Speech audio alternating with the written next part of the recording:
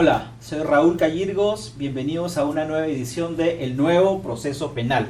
El tema que tenemos para hoy son los plazos en el nuevo proceso penal. Hoy día vamos a aprender cuál es el tratamiento en cuanto a la rapidez de los procesos que el nuevo proceso penal implementa, es decir, cuánto demora un juicio bajo el nuevo proceso penal. Vamos a aprender también quién es responsable de controlar estos plazos. Vamos a ver de qué manera el proceso penal debería ser rápido u oportuno, que son dos términos diferentes que debemos entender porque a veces es necesario que el proceso sea suficientemente manejado, adecuadamente con las pruebas para tener una sentencia justa como corresponde. Le preguntamos a algunas personas en la calle qué sabían de los plazos en el nuevo proceso penal y estas fueron las respuestas que encontramos. ¿Usted considera que la justicia penal en nuestro país es lenta? No es lenta, es vergonzoso. Sí, porque demora en procesos de 3, 6, 7 años. Casos complejos pueden demorar hasta más de 10 años en un solo juicio. El código siempre estableció unos plazos. Lamentablemente esto no se cumple, pero tampoco es una responsabilidad total del Poder Judicial, porque también estamos viendo que el Poder Judicial tiene una carga procesal que no hace que se pueda cumplir los plazos. Normalmente una acción penal para un solo ciudadano dura un mínimo de 3 años. Yo me pregunto cómo a 100 personas que estuvieron acusadas en la parada los han sentenciado en menos de un año. Esa es la justicia que hay en el país. No hay un orden en general y no hay planificación. De repente se podría hacer un tema de ver casos similares para poder tratarlos de manera más rápida. Hay mucha corrupción. Bueno, es lo que el 90% del Perú lo cree, que hay corrupción metida dentro del que es el poder y eso demoraría mucho el proceso. Un juicio de inmediato, lo que acá demora 10, 8 años, ¿no? Pero lo que acá en realidad debe demorar solamente 90 días, porque razonablemente. No, me imagino que tiene un tiempo límite, pero a veces demora más de lo necesario. Son casi 4 años para que se juzgue a una persona desde la etapa de juzgamiento, o sea, de la investigación, el juzgamiento, el juicio oral. Prácticamente son 3 años, 8 meses. Y es una justicia inalcanzable, y la justicia que es tardía no es justicia. Un juicio tranquilamente con la norma anterior podría durar 15, 16 años, ¿no? Un proceso debe durar lo que debe durar. Lo que no debe hacerse es que duren demasiado, o sea, ser desproporcionado con la finalidad del proceso, ¿no? Lo que debe hacerse es usar bastante tecnología, la notificación electrónica para todos los actos, no para determinados actos. Bien, acabamos de ver que las respuestas son diversas.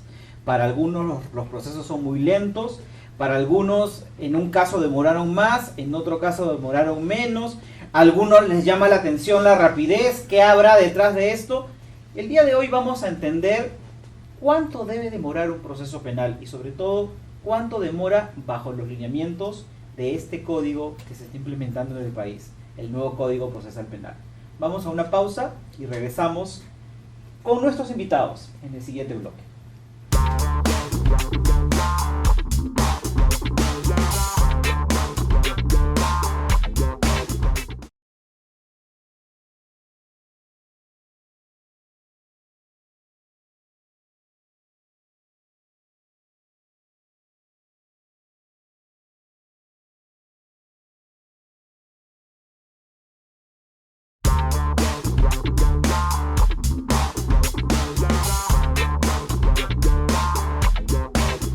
Regresamos nuevamente con el programa del día de hoy, el tema, los plazos en el nuevo proceso penal. Y para conversar sobre esto me acompañan en la mesa el doctor Víctor Cubas Villanueva. Él es fiscal supremo provisional, él es un experto en temas vinculados al Código Procesal Penal, ya sea en el ámbito nacional y en el ámbito internacional. Tiene numerosos artículos escritos al respecto. Y sobre todo en la cátedra universitaria manejas temas relacionados con los elementos que están involucrados con la implementación de este nuevo Código Procesal Penal. Bienvenido, doctor Cubas. Muy buenos días. Me acompaña también el doctor Segismundo León Velasco. El doctor Segismundo León Velasco es juez superior. Él en estos momentos se desempeña en la especialidad anticorrupción, en el sistema anticorrupción que, como todos sabemos, en Lima aplica el nuevo proceso penal. Por lo tanto, su experiencia es una experiencia permanente y cotidiana. Además de esto, cuenta con estudios de maestría vinculados al tema, tiene experiencia docente y lo que es más importante, y vamos a aprovechar en el programa del día de hoy, es el conocimiento en la aplicación de estos temas en su trabajo cotidiano. ¿Cómo está, doctor Segismundo León? Hola, buenos días, muchas gracias por la invitación. Bienvenido. Gracias. Muy bien, entremos en materia. Doctor Cubas, yo quiero preguntarle, para comenzar, ¿cuál es la diferencia en relación al antiguo proceso y el proceso actual en materia de plazos? ¿De verdad es más rápido? ¿Qué es lo que ha pasado? ¿Cuál es el cambio? Para dar respuesta, indudablemente tenemos que hacer una breve referencia al código anterior. El Código de Procedimientos Penales data del año 1940 y divide el proceso penal en dos etapas, una de instrucción y otra de juzgamiento. La instrucción es escrita y esa característica básicamente va a traer como consecuencia que el trámite procesal sea burocrático y en consecuencia muy moroso. En el código anterior, indudablemente que se han fijado plazos, pero estos plazos nunca se han cumplido. Era una regulación muy simbólica y pese a la existencia del plazo, estos no se cumplían. ¿Cuál es el cambio que se hace? Con el nuevo Código Procesal Penal, que se está implementando desde el año 2006 y que actualmente ya abarca a 25 distritos judiciales, próximamente entra en vigencia en 2 distritos judiciales más, esto es el 1 de julio, y quedaría vigente solamente para entrar en vigencia Lima y Callao. En primer lugar, tenemos una regulación normativa en un solo cuerpo, Código Procesal Penal. En segundo lugar, tenemos que todas las normas están ordenadas sistemática y lógicamente. Por otro lado, la orientación del código es solamente de carácter acusatorio. ¿Qué significa un proceso de carácter acusatorio? Que las funciones que se desarrollan en el proceso penal van a ser ejercidas por órganos diferentes y esto va a dar más orden al desarrollo del proceso. En primer lugar, la investigación es de responsabilidad del Ministerio Público, de los fiscales, que trabajan con el apoyo técnico de la Policía Nacional. Y cada uno de estos operadores tiene plazos establecidos. Exactamente. Que tiene que cumplir. Exactamente. En segundo lugar, el juzgamiento está a cargo de los órganos jurisdiccionales, pero previamente a ello hay mecanismos de control. Por otro lado, los plazos están regulados escrupulosamente en el código. El título preliminar establece que el proceso penal se desarrolla en plazo razonable.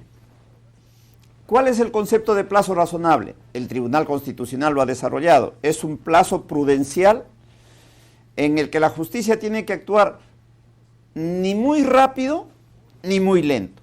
Juicios que no sean excesivamente sumarios ni juicios que sean excesivamente morosos. Es un plazo razonable. Doctor Cubas, pero en relación al proceso anterior que usted mencionaba, ¿qué es lo nuevo que hace que estos controles de plazos ahora funcionen? Lo nuevo para el funcionamiento de los plazos es precisamente que, a diferencia del código anterior, el nuevo código tiene mecanismos de control del plazo. Además de que los plazos están regulados con claridad, con orden, en los diferentes capítulos del código, hay mecanismos de control del plazo. Y hay una autoridad especial que se encarga de las actividades de control del desarrollo de la investigación. Se denomina juez de investigación preparatoria, que es un juez de garantías. Entonces, cuando la parte litigante considera que el plazo está siendo excesivamente moroso, puede recurrir al juez de investigación preparatoria reclamando.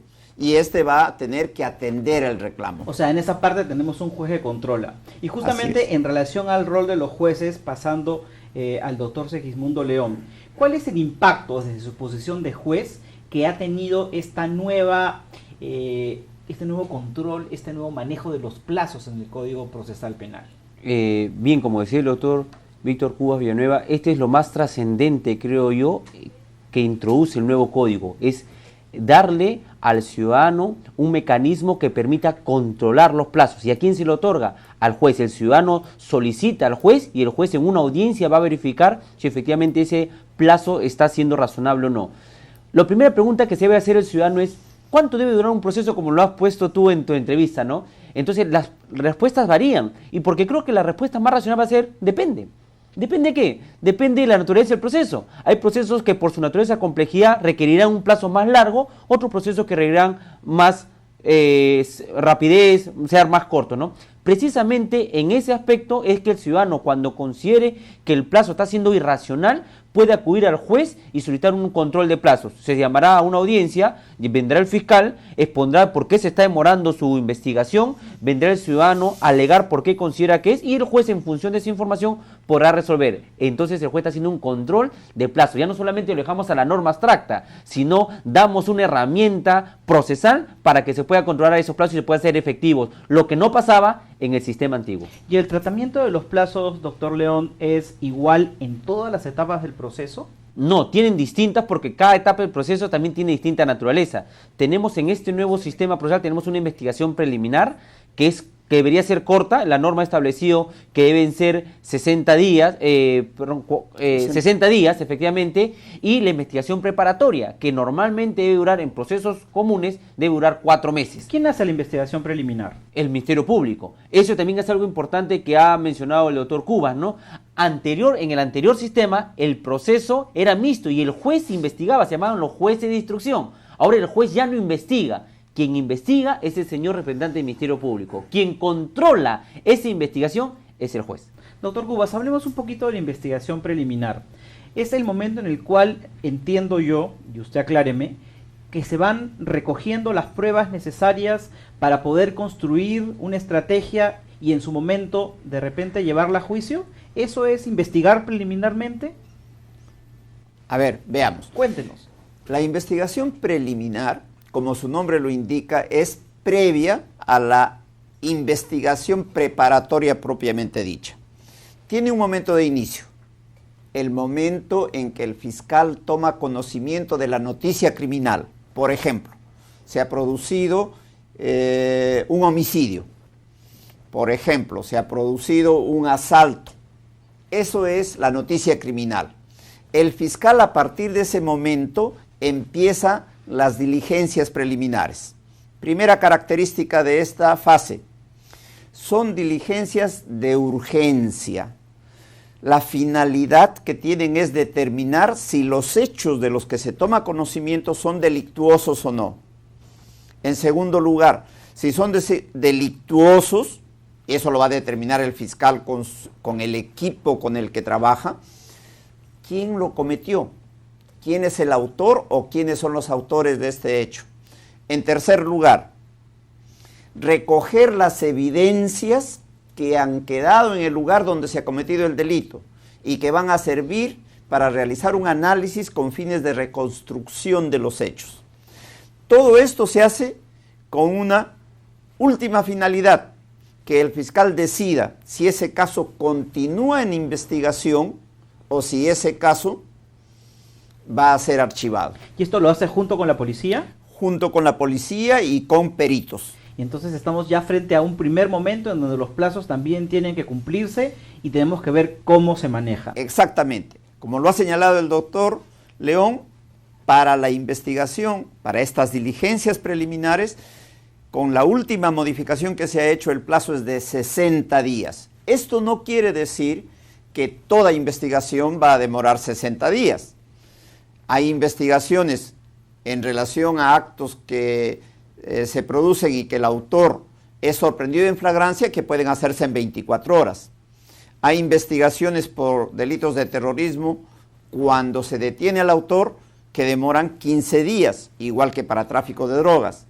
Pero si no se dieran esos casos y se inicia una investigación, puede durar 60 días.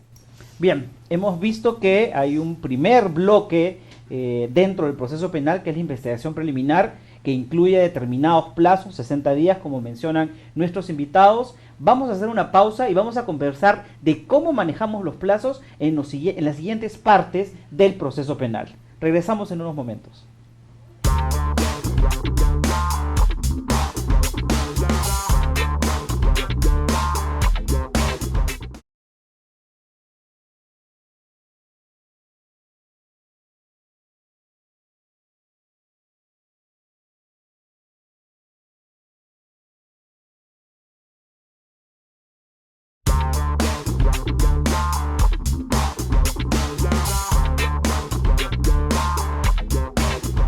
Continuamos con el programa del día de hoy, el tema los plazos en el nuevo proceso penal.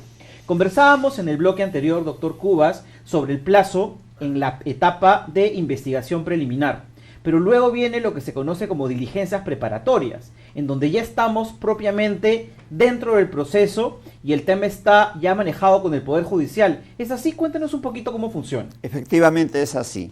El ámbito de diligencias preliminares se realiza exclusivamente en el Ministerio Público. Si el fiscal, al finalizar las diligencias preliminares, ha reunido los elementos necesarios que le permiten disponer la formalización y continuación de la investigación preparatoria, emite una disposición.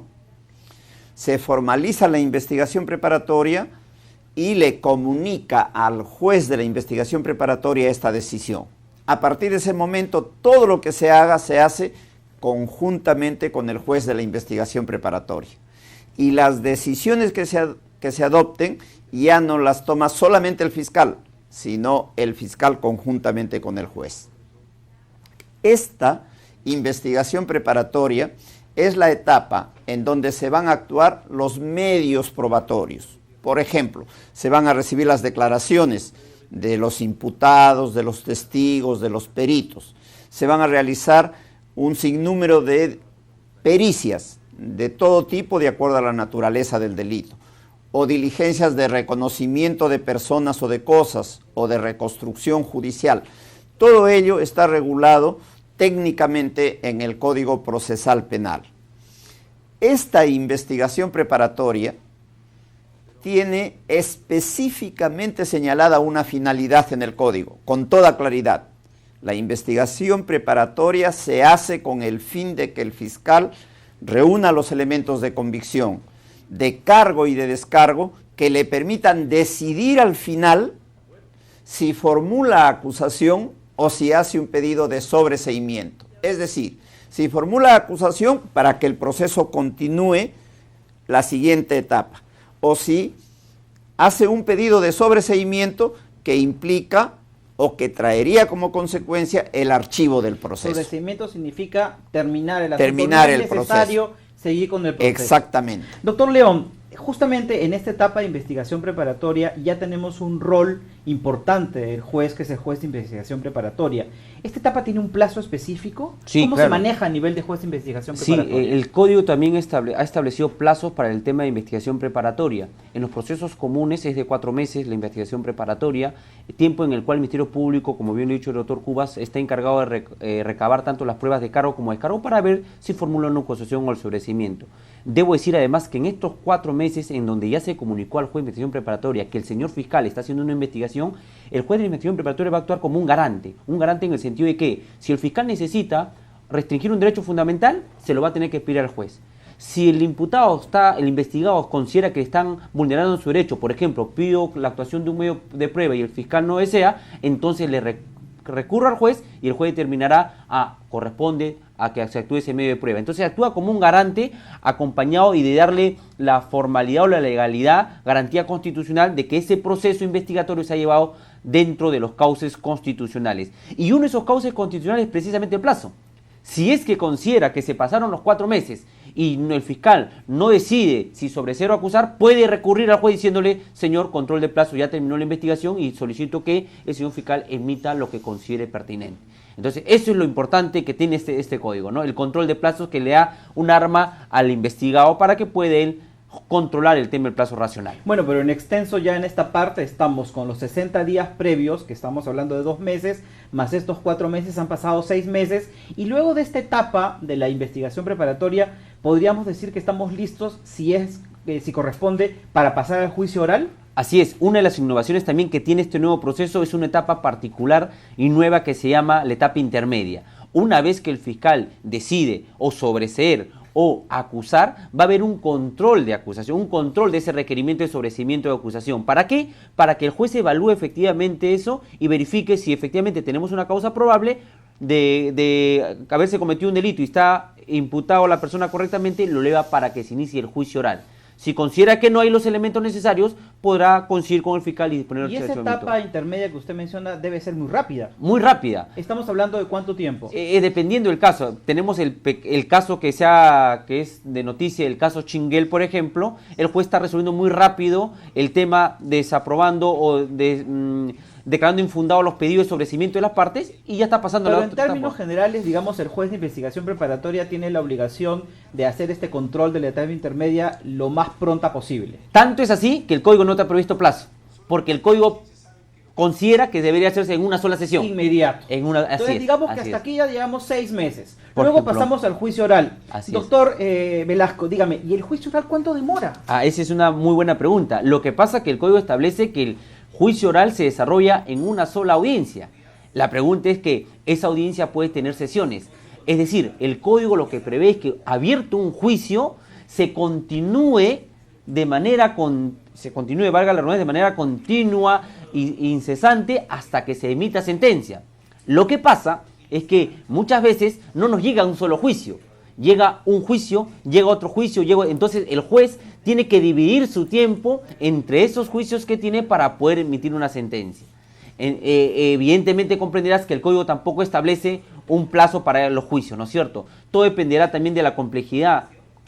Todo el público comprenderá que hay procesos contra una persona y hay procesos como los que tengo yo con 50 personas. Claro. Y comprenderás tú y eso implica que esto se extienda más de lo que corresponda, pero que es ajeno, digamos, a la voluntad de los operadores. Así, y ves que es un tema racional, ¿no? Pero si estamos hablando de un caso simple, podríamos pensar que un caso podría estar resuelto en unos 7 u 8 meses. El juicio puede durar una semana. El juicio he tenido sentencias... Pero sumado a estos 6 meses claro, que ya sumado a vimos... esos 6 meses podría efectivamente en los 8 meses... Y un proceso medianamente complejo, porque otros procesos más o menos simples, tenemos otras alternativas, como son acusaciones directas, que ya no se elimina la etapa de investigación preparatoria, debido, por ejemplo, porque se encontró a la persona en fragancia, ya no sin hacer investigación, tengo todos los elementos, directo me paso al juicio. Pero esto es una revolución. Sí, evidentemente. ¿Antes cuánto hubiera podido durar el juicio de una persona o el proceso de una persona que fue encontrada en flagrancia? Mira, fácilmente, inclusive que estaban en procesos sumarios, te podrían durar... año y medio, 2 años, procesos de omisión a la asistencia familiar, procesos de conducción en estado de ebriedad, que realmente no se requiere mayor actividad probatoria, duraban ese tiempo y muchos prescribían. Entonces, esto lo que hace es, le da una herramienta al Ministerio Público. Esos procesos antes duraban 2 años y hoy día con el nuevo Código Procesal Penal podrían durar ¿cuánto? Un mes. Un mes, y en un mes se resuelve. Totalmente. Ahora, doctor Cubas, esto es realmente innovador y es importante resaltarlo. Pero también sabemos que muchas veces los procesos y los plazos se pueden manejar maliciosamente por las partes. ¿Qué pasa cuando alguien quiere de manera, digamos, malintencionada extender el proceso? ¿Cuál es el castigo o qué prevé el código al respecto? Cuéntenos un poquito. El principio es de que los procesos tienen que desarrollarse con celeridad. Esa es una de las características del nuevo proceso penal. Y los plazos deben cumplirse escrupulosamente. Si una persona reclama que se realice el control del plazo, esa es una facultad del juez. Pero suponiendo de que la parte ha realizado un conjunto de maniobras dilatorias con la finalidad de extender la duración del proceso, eso lo va a tener en cuenta el juez. El juez va a tener en cuenta, el momento de hacer el control, una serie de aspectos. Por ejemplo, las maniobras dilatorias hechas por la parte, los momentos en que el proceso no ha podido desarrollarse por causas ajenas a la voluntad de las partes, etc., para que él pueda verificar, para que él pueda resolver justamente el pedido de control de plazo. Y ahí hay un conjunto de criterios que ha establecido el propio Tribunal Constitucional en su jurisprudencia. Bien, estamos llegando al final del programa del día de hoy y hemos podido apreciar, de acuerdo a lo que nos han explicado nuestros invitados, que en primer lugar el nuevo proceso penal tiene un control más eficiente de los plazos. Existen mecanismos, a diferencia del código antiguo, que permiten que en cada una de las etapas cada uno de los responsables pueda manejar los plazos de manera, digamos, clara, precisa y directa. Sin embargo, también hemos podido apreciar de que en muchos casos, por razones ajenas a los propios operadores, por ejemplo, por la complejidad del proceso, por la cantidad de procesados, estos plazos pueden extenderse. Otro tema que es importante resaltar del tema del día de hoy es que los resultados de un proceso deben ser oportunos. ¿Qué significa esto? Significa que no necesariamente la rapidez es la mejor respuesta, porque al final del día lo que estamos buscando es una respuesta objetiva, imparcial y firme del sistema de justicia. Y finalmente hemos visto que existen sanciones para quien de manera maliciosa quiere dilatar los plazos y de alguna manera hace maniobras para poder demorar plazos que tendrían que manejarse de manera inmediata, de manera responsable. Yo quiero agradecerles a ustedes su presencia, su tiempo, por habernos explicado de manera tan clara este tema, y con ustedes despedirnos en esta oportunidad, invitarlos a sintonizarnos en un nuevo tema. Gracias. Conducción: Dr. Raúl Cayirgos. Director: Abarroli Perú. Programa de apoyo a la justicia penal en el Perú, auspiciado por la Oficina de Asuntos Internacionales contra el Narcotráfico y aplicación de la Ley INL del Departamento de Estado de los Estados Unidos, y ejecutado por la Iniciativa para el Estado de Derecho del Colegio de Abogados de los Estados Unidos de América. Abarroli, Oficina de Perú.